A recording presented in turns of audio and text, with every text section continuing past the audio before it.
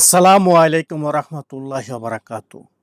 আপনাদের উপর আল্লাহ তাআলা শান্তি বর্ষিত হোক। আজকে যে বিষয়টা নিয়ে কথা বলবো সেটা হচ্ছে আমরা আরবি শিখবো বেসিক লেভেলের যতটুকু প্রয়োজনীয়। আস্তে আস্তে যদি আপনারা দেখেন ভালো ভিউ আসে তাহলে আমি এই রমাদানের উপলক্ষে ফ্রি সবাইকে শিখাবো। যদি ভিউ ভালো আসে তাহলে আরও নেক্সট পার্টগুলো আমরা করে নিব ভিডিওর মাধ্যমে। তো প্রথম স্টার্ট করতেছি। আনা অর্থ আমি, আনা অর্থ আমি, নাহনু আমরা, নাহনু আমরা। আনা শব্দের অর্থ হচ্ছে আমি, আন্তা তুমি, আন্তা তুমি, আন্তুমা একের অধিক লোক, দুইজন লোক আছে তাহলে কি হবে? আন্তুমা। যদি আন্তা হয় তাহলে তুমি একজন, আর যদি আন্তুমা হয় তাহলে তোমরা দুইজন, অর্থাৎ একের অধিক, সেটাকে বলে আন্তুমা। কি বলছি বুঝছেন? আন্তুম তোমরা,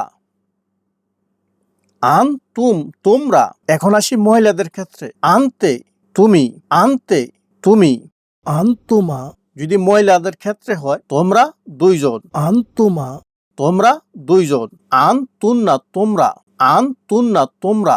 যদি পুরুষের ক্ষেত্রে হয় হুয়া, দুইজন হলে হুমা, একজন হলে হুয়া সেই।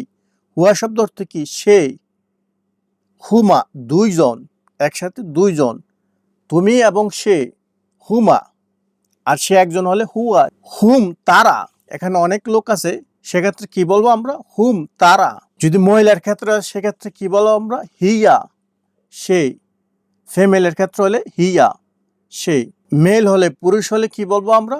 হুয়া সেই। মহিলাদের ক্ষেত্রে হু মা, হুমা তারা দুইজন, হুন্না তারা। মহিলাদের ক্ষেত্রে হলে কি হবে? হুন্না তারা। প্রিয় লিসেনারি বাই, বেসিক যে আরবিকগুলো আছে সেগুলো শিখাই দিছি। যদি আপনারা দেখেন ভিউ ভালো আসে অবশ্যই পরবর্তী নেক্সট পার্টগুলো আমরা করব। ভালো থাকুন, সুস্থ থাকুন। সুস্থ থাকার কামনা শেষ করছি। আল্লাহ হাফেজ।